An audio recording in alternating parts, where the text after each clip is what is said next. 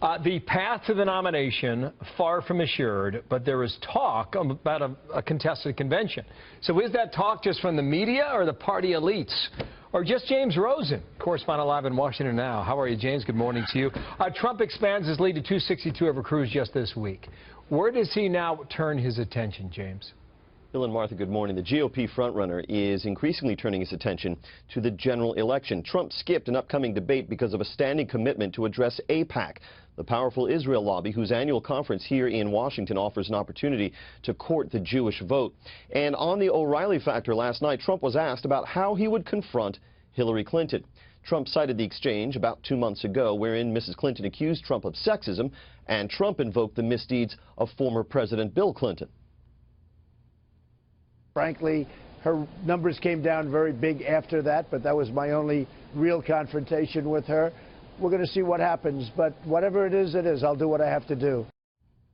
As for Cruz, he is campaigning in Arizona today ahead of Tuesday's primary there, with 58 delegates up for grabs. In an interview with me late on the night of Super Tuesday 2 earlier this week in Houston, Senator Cruz acknowledged the validity of the math that Politico and others have put forward, indicating that he has to win 80% of the delegates going forward to deprive Donald Trump of the nomination without a contested convention.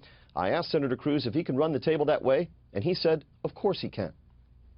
Head to head, the way the delegate allocation works, if we go forward and beat Donald consistently 55-45, we end up winning more than 80% of the delegates.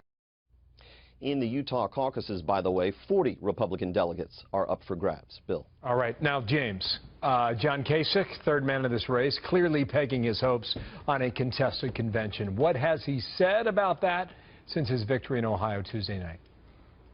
Well, Bill, Kasich's strategist, John Weaver, says none of the three GOP candidates can secure the 1,237 delegates needed to lock down the nomination on the first ballot.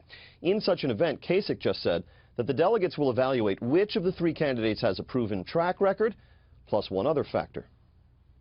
They're going to wonder about who can win a general election, who can win Ohio, and I can tell you those folks can't. Why don't you think Cruz can? Because they can't. They don't have the right tone or philosophy. The right tone or philosophy. Kasich, by the way, announcing the endorsement today of former three-term Utah Governor Mike Leavitt, who also served as head of the Environmental Protection Agency under George W. Bush. And Bill and Martha, that's an example of how Kasich is so different in this contest. I don't think either Donald Trump or Ted Cruz would rush to put out a press release that they've been endorsed by someone who used to head the Environmental Protection Agency. Oh. Thank you, James.